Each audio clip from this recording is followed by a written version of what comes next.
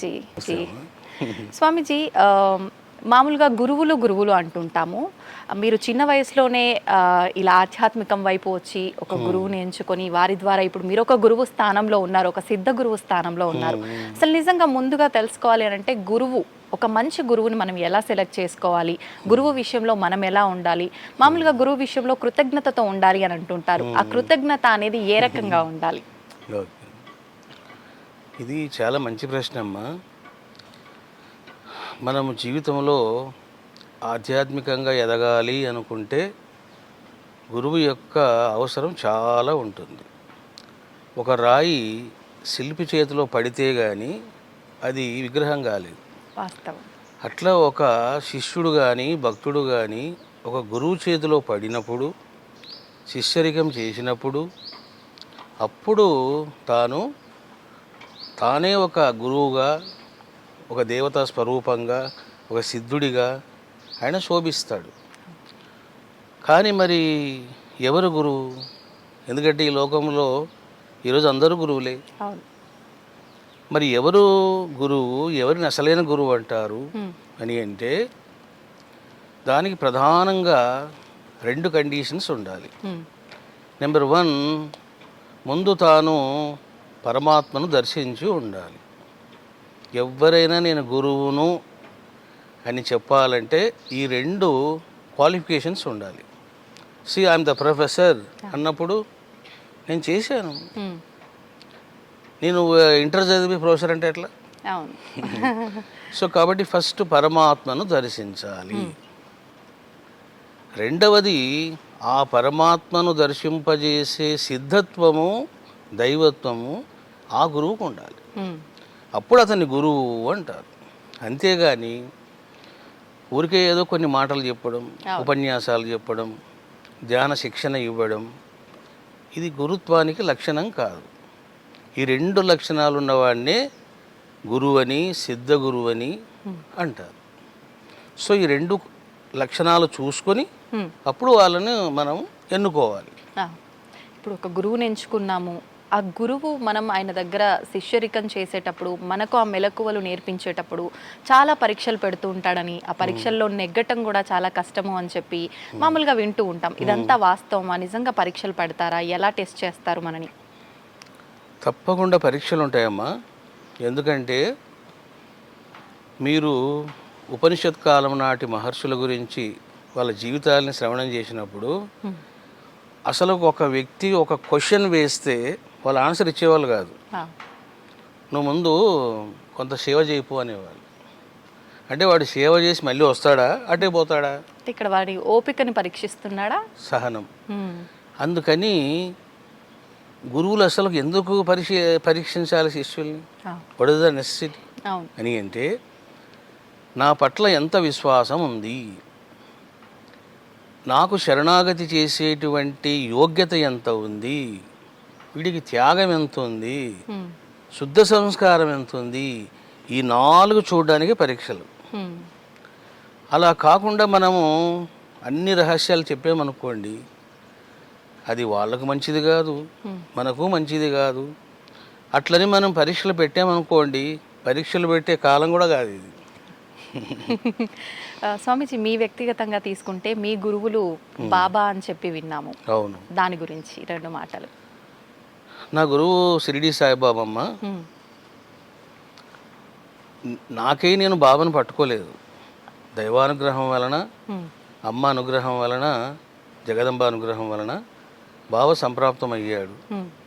1994లో నేను విశాఖపట్నంలో ఉన్నాను. జగదంబ సెంటర్ దగ్గర కొన్ని ఫొటోస్ కొనుక్కొని ఇంట్లో పెట్టుకునే అలవాటు నాకు ఉండేది అప్పట్లో, నా రూమ్లో. సరే కొన్ని ఫొటోస్ కొందామని వెళ్ళాను. కొన్ని ఫొటోస్ కొన్నాను. ఏమండి, ఇది షిరిడి సాయిబాబా ఒరిజినల్ ఫోటో, ఇది కూడా తీసుకోండి అన్నారు. ఈ సైజు ఫోటో అది. అదే బాబా గొడుగు కింద కూర్చోంటాడు చూడండి, ఒరిజినల్ ఫోటో. ఏంటి ఈయన షిరిడి సాయిబాబానా అని అతని ముఖము చూడగానే ఏదో తెలియని ఫీలింగ్, ఏదో తెలియని అనురాగం, బంధం, ఇవన్నీ కలిగి కన్నీళ్ళు రాలిపోయాయి. ఇది ఏమిటిది, ఈయనను చూసి నేను ఇట్లా ఫీల్ అవుతున్నాను అని ఆ ఫోటో తీసుకున్నాను. ఆ ఫోటో తీసుకొని ఇంటికి పోతున్నాను. నాకు ఒక ఫ్రెండ్ ఉండేవాడు రాజశేఖర్ అని. అక్కట్లో దగ్గర వాళ్ళ ఇల్లు. మా ఇంటికి వచ్చేయి, మా ఇంట్లో భోజనం చేద్దాము, ఈరోజు మా ఇంట్లోనే ఉండు అన్నాడు. సరే పదాన్ని పోయాం. అక్కడ భోంచేసి పడుకున్నా. నేను పడుకుంటే ఆ రోజు రాత్రి అద్భుతమైన అనుభవాలు బాబా ఇచ్చారు. ఎక్కువ టైం తీసుకోలేదు ఆయన. సాయంత్రం కొన్నాను, రాత్రికే అనుభవాలు. అంటే ఒక రెండేమైనా ఒకటి రెండు నేను మంచం మీద పడుకున్నాను. నా రూమ్ కనపడింది, అదే రూమ్. మంచం కనపడింది, ఆ మంచం మీద నా దేహం ఉంది. నేను బయటకు వచ్చి ఆ దేహాన్ని చూస్తున్నా. దేహాన్ని మీరే చూస్తున్నారు? నేను చూస్తున్నాను. దాన్ని యాస్ట్రల్ ట్రావెలింగ్ అంటారు. యాస్ట్రల్ ట్రావెల్ చేసేటప్పుడు ముందు బయటకు రావాల జీవాత్మ. అట్లా నా జీవాత్మ బయటకు వచ్చింది. నేను అలా పడుకొని ఉన్నాను. దానికి ముందు ఏం జరిగింది అంటే, బాబా నడుచుకుని ఉంటే నా దగ్గరికి వచ్చాడు. అదే డ్రెస్సులో ఉన్నాడు, అదే వయస్సు. వచ్చి ఆయన ఈ చిటికెన వేలతో నన్ను ఇలా టచ్ చేశాడు. అలా టచ్ చేయగానే నేను బయటకు వచ్చి ఆకాశంలోకి ఇద్దరం కలిసి వెళ్ళాం పైకి. చాలా దూరం వెళ్ళిన తర్వాత బాబా అదృశ్యమైపోయాడు. ఇప్పుడు బాబా బాబా అని గట్టిగా అరిచాను. అరిస్తే నేను మంచం మీదనే ఉన్నా. అంటే ఆ రోజే నాకు యాస్ట్రల్ ట్రావెలింగ్ జరిగింది, గురు దర్శనం అయ్యింది. చాలా హ్యాపీ అనిపించింది. ఇంకా ఆ క్షణం నుంచి లైఫ్ మారిపోయింది. అంటే నాకున్న ఫైనాన్షియల్ ప్రాబ్లమ్స్ పోయినాయి. ఇంకా చాలా మంచి రోజులు వచ్చినాయి అనిపించింది. ఇంకా అక్కడి నుంచి మళ్ళీ నేను షిరిడీకి వెళ్ళి ఇంకా బాబాను ఆరాధించడం, గ్రంథాలు చదవడం, అప్పుడు అలా స్టార్ట్ చేశాను. ఇప్పుడు షిరిడి సాయిబాబాని ఒక గురువుగా భావించే వాళ్ళు ఉన్నారు, ఒక దేవుడిలా భావించే వాళ్ళు ఉన్నారు. ఆయనని దేవుడు అని నమ్మిన వాళ్ళకి నమ్మినంతగా ఎంతో మంచి జరిగి, ఇప్పుడు మీరు అన్నట్టుగా ఫైనాన్షియల్గా కానీ అన్ని రకాలుగా హెల్త్ వెల్త్ అన్ని రకాలుగా బాగా ఉన్న వాళ్ళు ఉన్నారు. కానీ ప్రస్తుతం చూసుకుంటే బాబా అసలు దేవుడు కాదని చెప్పి, ఒక ఫకీర్ అని చెప్పి రకరకాల విమర్శలు అయితే వింటూ ఉన్నాం. నిజంగా దాని గురించి ఏం చెప్తారు స్వామీజీ? ఎంతో నమ్మిన వాళ్ళు కూడా ఈ విమర్శల వల్ల బాబాని దూరం పెట్టిన వాళ్ళు కూడా చాలా మంది ఉన్నారు ఇప్పట్లో. ఏం చెప్తారు మీరు? చూడమ్మా, ద్వాపర యుగంలో శ్రీకృష్ణుడు వచ్చాడు. ఎంతమంది గుర్తించారు? గోపికలు గుర్తించారు. అందుకే కృష్ణ కృష్ణ కృష్ణ అని పిచ్చి వాళ్ళై వెంటబడ్డారు. అది జన్మ సంస్కారం, రుణానుబంధం, సంస్కారం. వాళ్ళ ప్రక్కనే, కృష్ణుడి ప్రక్కనే చాలామంది బ్రాహ్మిన్స్ ఉన్నారు, చాలామంది ఉత్తములు ఉన్నారు, పండితులు ఉన్నారు. వాళ్ళు పట్టుకోలేకపోయారు. పైగా ఏమన్నారు? శ్రీలోలుడు ఆ ఫ్లూట్ ఊతాడు, ఈ గోపికలు వెంటబడతారు, ఆయనకు పని లేదు, వీళ్ళకి పని లేదు అని విమర్శలు చేశారు. శ్రీలోలుడు అన్నారు కృష్ణుడిని. మరి అదే విధంగా సాయిబాబాను అసలు ఎవరు అర్థం చేసుకుంటారు? దానికి వివేకం ఉండాలి, పుణ్యం ఉండాలి, శుద్ధ సంస్కారం ఉండాలి. ఇప్పుడు ఎవరైతే బాబాను విమర్శిస్తున్నారో అసలు వాళ్లకు బాబా సచ్చరిత్రలో ఒక అధ్యాయం కూడా వాళ్ళు చదివి ఉండరు. Number 1 point. నెంబర్ 2 పాయింట్ ఏంటంటే వాళ్ళు ముస్లిం అన్న ముద్ర వేస్తున్నారు.